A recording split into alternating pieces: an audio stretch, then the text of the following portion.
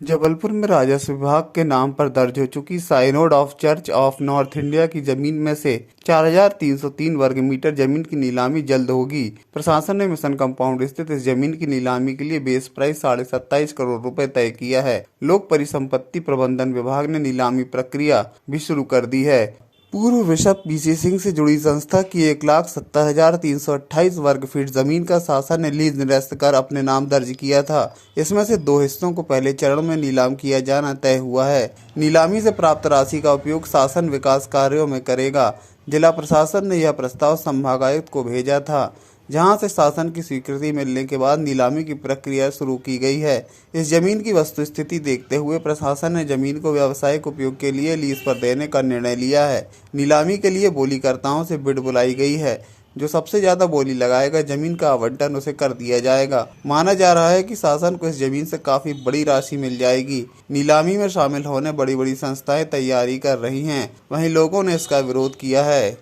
नीलामी बिल्कुल सही हो रही है। ये संपत्ति मध्य प्रदेश शासन के नाम पर दर्ज है और लोक परिसंपत्ति प्रबंधन विभाग के द्वारा इसका आज प्रीबिड की कार्रवाई हो रही है और ये शासन की संपत्ति है और शासन के जो अपना विभाग है वो इसकी नीलामी करने जा रहा है और आज इसका प्रीबिड है। ये संपत्ति मध्य प्रदेश शासन की दर्ज की जा चुकी है। मध्य प्रदेश शासन की ही संपत्ति है।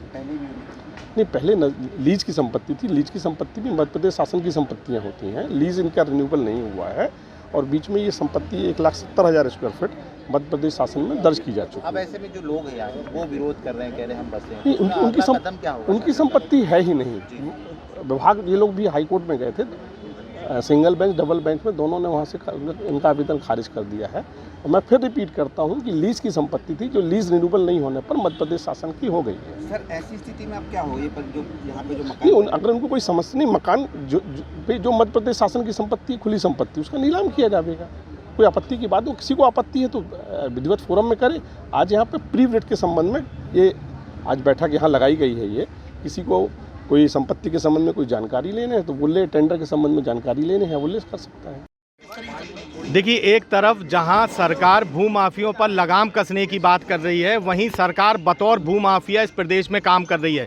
आज जहां पर ये विवाद की स्थिति बनी है, सरकार का कोई एक उपक्रम है जिसने मात्र 1 या 1.5 साल पहले जन्म लिया है और इस उपक्रम का काम है कि जहां पर ओपन लैंड पड़ी है उसका ऑक्शन करना, उसको बेचना। इस कॉलोनी का जो 1970 में टाउन एंड कंट्री प्लानिंग के दफ्तर के तहत हमको नक्शा स्वीकृत हुआ था, जिसमें एक ग्राउंड को ओपन एरिया दर्शाया गया है, एक को पार्किंग दर्शाया गया है, वो हमने आपके समक्ष रखा। साफ तौर पे एक जो दुर्घटना पूर्व में हुई थी उसका मौके का फ़ायदा उठाते हुए प्रदेश सरकार और जिला प्रशासन ये कार्रवाई कर रही है। यहाँ पर 50 साल से जो रहवासी रहते हैं, ये जो ओपन एरिया है, यहाँ पर ना किसी ने व्यक्ति ने कब्जा करा, ना किसी ने ऐसी मंशा रखी। यहाँ पर बच्चों का खेलने का ग्राउंड है और जबलपुर के अलग अलग इलाके से लोग यहाँ पर रहते हैं। टाउन एंड कंट्री प्लानिंग सरकार का एक उपक्रम है जो कि पूरे प्रदेश में आवासीय व्यवस्था सुदृढ़ रहे, उस हिसाब से प्लानिंग बना के कॉलोनियों को देती है, व्यक्ति विशेषों को देती है कि कहीं अगर कॉलोनी डेवलप करनी है तो इस आधार पे इस नॉर्म्स को आप पूरा करेंगे, उसके बाद आपको कंप्लीशन दिया जाएगा। 1970 में जब इस कॉलोनी का निर्माण हुआ, टाउन एंड कंट्री प्लानिंग के तहत जो ओपन एरिया छोड़ने की बात की गई थी, इस कॉलोनी के रहवासियों ने उस ओपन एरिया को छोड़ा। टाउन एंड कंट्री प्लानिंग ने जो एक आइडेंटिफाइड एरिया पार्किंग के लिए छोड़ा था, उसको वहाँ पर छोड़ा गया और पिछले 50 सालों से ओपन एरिया के तौर पर वो दोनों एरिया यहाँ पर हैं।